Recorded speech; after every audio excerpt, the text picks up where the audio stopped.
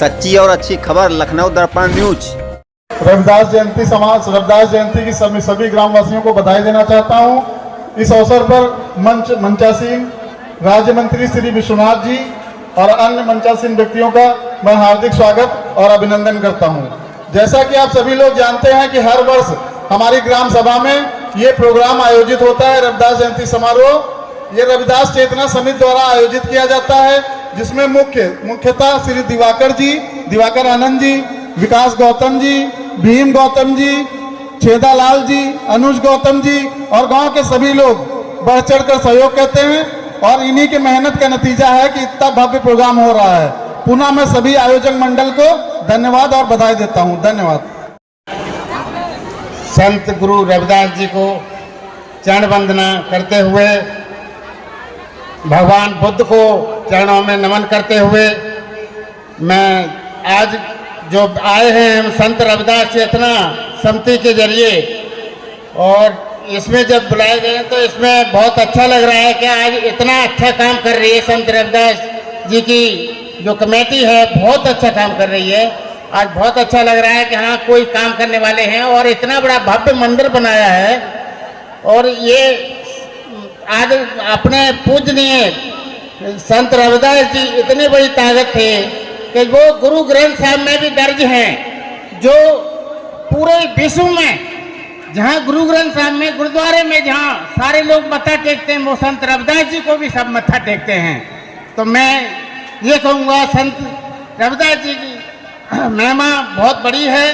संत गुरु अपने रविदास जी का जैसा होना मुश्किल है, और ऐसा होना संत जो है बहुत ही मुश्किल से होता है। जिन्होंने लोधी ने कहा था कि मतलब मुस्लिम बन जाओ, उन्होंने स्वीकार नहीं किया था। ये हमारे ही समाज में ऐसे संत पैदा हुए हैं जो कहीं हो नहीं सकते हैं। तो मैं ज़्यादा क्या कहूँ, बाकी भगवान बुद्ध की महिमा आप जानते ही हैं। भगवान हमारे बुद्ध ने तो सारा कुछ पूरा पूर्ण कर दिया है। जो भंते जी हमारे कह के गए हैं सारा समझा गए हैं आपको, और माननीय हमारे मंत्री जी भी समझाएंगे बहुत कुछ। तो मैं तो यही कहूँगा कि आप सारे लोग भगवान बुद्ध को और भगवान रविदास जी को पूरी ताकत से, तन मन धन से हमेशा याद करते रहो, और सारे लोग शिक्षित बनने की कोशिश करो। एक भी बच्चा हमारा अनपढ़ ना रहे। मैं ज़्यादा कुछ नहीं कहूँगा। बाबा साहब के तीनों मिशन जो उन्होंने दिए हैं, मंत्र दिए हैं, उन तीनों मंत्रों को याद रखें। तो मैं इसके साथ और ज़्यादा क्या कहूँ, सारी समिति को मैं धन्यवाद दूंगा। ज़्यादा समय तो मैं क्या कहूँ, सभी लोगों को इस संत श्रीमन रविदास के 649वीं जयंती के शुभ अवसर पे लखनऊ के इस धरती पे जो नवाबों का शहर बोला जाता है, उसके अंदर सरोजनी नगर क्षेत्र के चंद्रावल गांव के परिक्षेत्र के अंदर एक नटपुर गांव है, जिसका आज का जनसैलाब देख करके मुझे बड़ी खुशी हुई कि इतना बड़ा जनसैलाब और इतना बड़ा आयोजक लोगों को मुझे बहुत बहुत साधुवाद देते हुए मैं अपनी बात रख रहा हूं। मंच पर उपस्थित मंचासीन सभी लोगों को नमन करते हुए, हमारे देश में जन्मे सभी संतों महापुरुषों को नमन करते हुए, समय अनुभाव कम है तो इस लिहाजे से मैं अपनी बात शॉर्ट में रखते हुए अभी आया। सभी लोगों ने अपनी अपनी बात रखी, बताया, बट एक कहावत जो चरितार्थ करके गए वो संत शिरोमणि ही करके गए, मन चंगा तो कठौती में गंगा। अभी तक जिसकी वजह से संत को शिरोमणि की बात मिली, यानी सिर पे रखने के लिए, ऐसे संत न कोई आज तक पैदा हुआ, न होगा और न होने वाला है।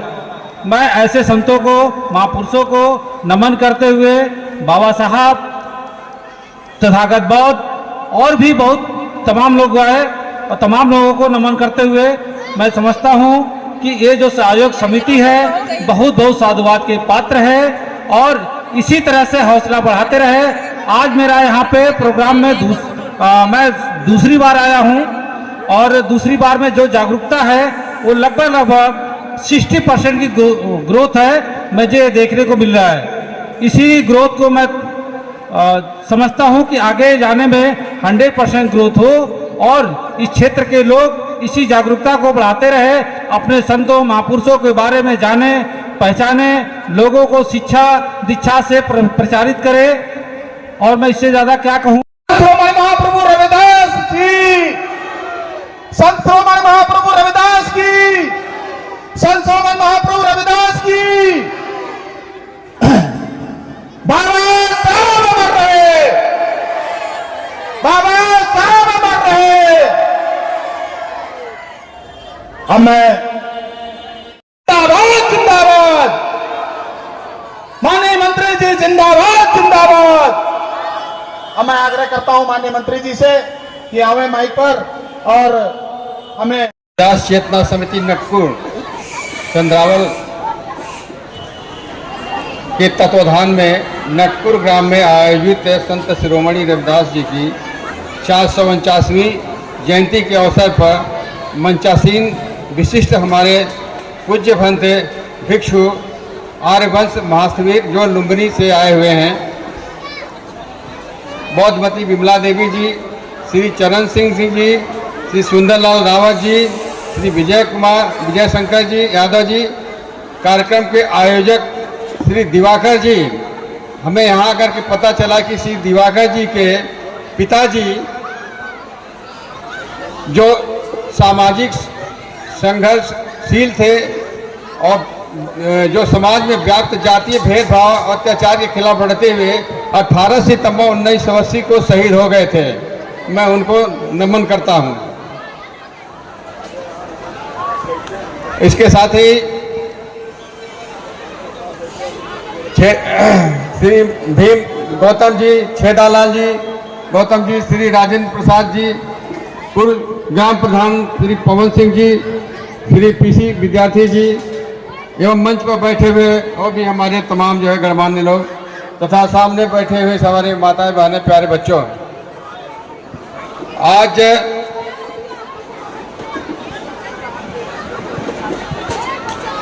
संत रविदास जी की जयंती न केवल भारतवर्ष में बल्कि इनके अनुयायी जो विश्व के अन्य देशों में हैं वहां भी बड़े धूमधाम से मनाया जा रहा है। हमें देख करके बड़ी खुशी हुई कि जो है यहाँ पर जो है इतने उत्साह के साथ लोग झांकियाँ निकाले हैं। हमें जो है आज हमें गोरखपुर की याद आ रही है कि मैं गोरखपुर जनपद का रहने वाला हूँ। वहाँ पर भी एक रविदास मंदिर है, 80 साल पुराना मंदिर है वो। और 3 साल पहले योगी जी ने 50 लाख रुपया सैंक्शन किया था जो हमारे अनुरोध पर बहुत बढ़िया बन गया है। वहाँ पर भी करीब समझ लीजिए कि 65 वर्ष से जो है वो रविदास जयंती मनाई जाती है। और आज ही के दिन वहाँ पर दोपहर में 3 या 4 बजे झांकी निकलती है और 10-11 बजे तक झांकी वापस आती है। आधे शहर को घूमते हुए करीब 25-30 झांकियाँ होती हैं।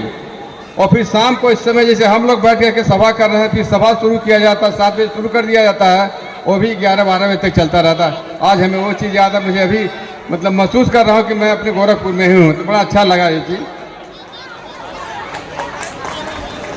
संत रविदास जी का जन्म वाराणसी में श्री गोवर्धन में हुआ था। उनके पिता का नाम जो है संतोष दास, माता का नाम कलसर तथा पत्नी का नाम लोना देवी था। वो चमड़ा जूता बनाने का काम करते थे। वे कभी भी अपने जात के व्यवसाय को छोटा नहीं समझते थे।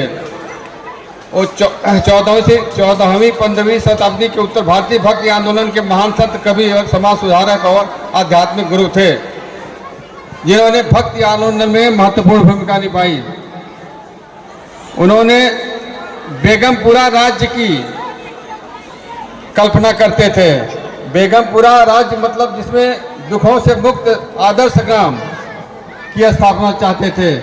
इसी संबंध में उन्होंने उनका एक दोहा है, दोहे के माध्यम से उन्होंने कहा था कि ऐसा चाहूँ राज में जहाँ मिले सबन को अन्न, छोट बड़ो सब संब से रहे रविदास प्रसन्न। इस दोहे के माध्यम से रविदास जी ऐसे सब समाज की कल्पना करते थे कि छोटा बड़ा ऊंच नीच इन सबका कोई भेदभाव न हो और सबको बराबर अन्न मिल सके, सभी मनुष्य समान हो और प्रसन्न हो। उन्होंने ढोंग पाखंड के खिलाफ भी बहुत बड़ा आंदोलन शुरू किया था। मूर्ति पूजा और बाहरी दिखावे के खिलाफ थे वो। उन्होंने इस संबंध में भी एक अपना दोहा उन्होंने कहा है, रविदास हमारो राम जी दशरथ करि सुत नाही, राम हमहु मही रमि बसयो विषभ कुटुंब माही। इसका मतलब यह हुआ कि रविदास जी इस दोहे के माध्यम से कहना चाहते हैं कि जिस राम को आप पूजते हैं और जो राजा दशरथ के पुत्र हैं वो असल में हमारे राम नहीं हैं। हमारे राम जी तो वो हैं जो सबके हृदय में समान रूप से बसते हैं, जिनके लिए सारा विश्व एक है और जाति धर्म के आधार पर कोई भेदभाव नहीं होता। उन्होंने जात पात का पुरजोर खंडन किया है और लोगों को संदेश दिया है कि मन चंगा तो कटौती में गंगा। तो इसी संबंध में हम और भी थोड़ा बाबा साहब के बारे में भी अपना उनके संघर्षों के बारे में आप लोगों को याद दिलाना चाहेंगे कि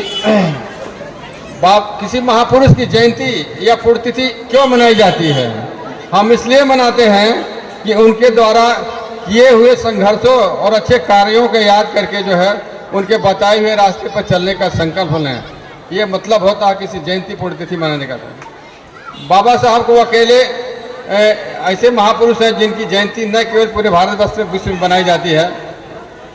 किसी बाबा साहब का जीवन संघर्ष ही उनका संदेश है। उनके संघर्ष आवाज ज्यादा रही, बच्चों शांत रहो थोड़ा सा। माननीय मंत्री जी महत्वपूर्ण बातें बता रहे हैं, आप ध्यान दीजिए। उनके संघर्षों के बारे में जानने के लिए जिस प्रकार से ईसाई धर्मावलंबी के लिए बाइबिल, मुस्लिम धर्म के लिए कुरान और सिख धर्म के लिए गुरु ग्रंथ साहिब को जानना जरूरी है, उसी तरह से बाबा साहब के अनुयायियों को उनके द्वारा लिखी हुई पुस्तकें जो हैं उनको पढ़ना जरूरी है। जब तक आप पढ़ेंगे नहीं तब तक बाबा साहब के बारे में समझेंगे नहीं, तब तक अपने कर्तव्य को नहीं समझेंगे कि हमें बाबा साहब ने जो रास्ता दिखाया है हमें किस रास्ते पर चलना है। बाबा साहब ने कहा कि जो कौम अपना इतिहास नहीं जानती है वो कभी भी अपना इतिहास नहीं बना सकती है। बाबा साहब को केवल दलितों का मसीहा कहना उनके कद को छोटा करना है। उन्होंने समाज के सभी वर्गों के लोगों के लिए काम किया है, खासतौर से महिलाओं के लिए बहुत बड़ा काम किया है। परंतु दुख इस बात का है कि महिलाएं इस बात को नहीं समझती हैं कि हमें आज जो समाज में बराबरी का हक मिला हुआ है और जो ऊंचे ऊंचे पदों पर बैठी हुए किसकी बदौलत है। कहा जाता है कि किसी पुरुष के सफलता के पीछे स्त्री का हाथ होता है, लेकिन आजादी के बाद महिलाओं की प्रगति के पीछे किसी एक महापुरुष का हाथ है, तो वो है बाबा साहब डॉक्टर भीमराव अम्बेडकर। महिलाओं के अधिकार के लिए कानून मंत्री के रूप में वो जो है वो कानून लाना चाहते थे, लेकिन उस समय की तत्कालीन सरकार ने वो कानून को लाने नहीं दिया, जिसकी वजह से वो नाराज होकर के कानून मंत्री पद से इस्तीफा दे दिया। हालांकि उस जो है कानून को बाबा साहब द्वारा तैयार किया गया था, उस समय की सरकार ने उसे 2-3 चरणों में लागू किया और आज जो है उसी के बदौलत जो हमारी महिलाओं को जो कुछ भी अधिकार मिले हुए हैं वो उन्हीं की देन है। बाबा साहब संविधान सौंपते समय उन्होंने कहा था कि संविधान चाहे कितना ही अच्छा क्यों ना हो, यदि उसको लागू करने वाले लोग अच्छे नहीं हैं तो संविधान बुरा साबित होगा, और संविधान कितना ही बुरा क्यों ना हो उसको लागू करने वाले अच्छे हो तो अच्छा साबित होगा। साथियों, इसमें हमें कहने में कोई गुरेज नहीं है कि अगर अंग्रेज नहीं होते तो दलितों को गुलामी की बेड़ियों से मुक्ति नहीं मिलती। और उनके स्थिति को समझ करके अंग्रेज सरकार ने जो कम्युनल अवार्ड घोषित किया था, जिसमें 4 अधिकार मिले थे, जिसमें मुख्य रूप से जो है दो वोट का अधिकार था। साथियों, वो बहुत बड़ा हथियार था। अगर वो जो है हथियार हमारा आज रहता तो आज जो हमें जो हमारे 131 सांसद जो लोकसभा में बैठे हुए हमारे विरोध में सारी चीजें हो रही, लोग मुकदर्शक बने बैठे हुए हैं। दुख इस बात का, इसी बात को बाबा साहब का रोना था, क्योंकि उस अधिकार को जो है गांधी जी ने बड़े, आप लोग सुने होंगे पूना पैक्ट तो कैसे हुआ, किन हालात में बाबा साहब को करना पड़ा, तो वो इसलिए वो करना पड़ा, वो हमारा अधिकार छिन गया जो है। बहुत सारी चीज़ें हैं, इस पर कभी डिटेल में बात होगी तो हम बताएंगे आप लोगों को डिटेल में, समय कम है। बाबा साहब द्वारा 18 मार्च 1956 को आगरा में दिए गए उनके भाषण को हम लोग को पढ़ना चाहिए, जो कहते हुए रो पड़े थे कि हमें पढ़े लिखे लोगों ने धोखा दिया। समाज में शिक्षा की प्रगति हुई है, कुछ लोग शिक्षा प्राप्त करके ऊंचे पदों पर बैठ गए हैं। मैं सोच रहा था कि जो है पढ़ लिख करके जो है लोग समाज की सेवा करेंगे, लेकिन लोग जो है वो नौकरी करके अपना बच्चों का पेट पालने तक सीमित रह गए। तो उन्होंने कहा था कि जो है बाबा साहब का एक उनका वो था, आग्रह था, संदेश था, जो सरकारी सेवाओं में जो नियोजित हैं, जो सेवा में सरकारी सेवा में हैं, वो 5% अपने वेतन का अपने समाज के लिए सेवा के लिए दें, तभी समाज प्रगति कर पाएगा। साथियों, बाबा साहब को तो हम लोग मानते हैं, लेकिन बाबा साहब की नहीं मानते हैं। दुख इस बात का है। वोट बैंक की राजनीति करने के लिए आजकल सभी राजनीतिक पार्टियां, चाहे राष्ट्रीय स्तर की हैं, चाहे वो क्षेत्रीय स्तर की हों, वो बाबा साहब का संविधान ले करके लहराते हुए वो दिखाना चाहती है कि हमारी पार्टी दलितों की सबसे बड़ी हितैषी पार्टी है।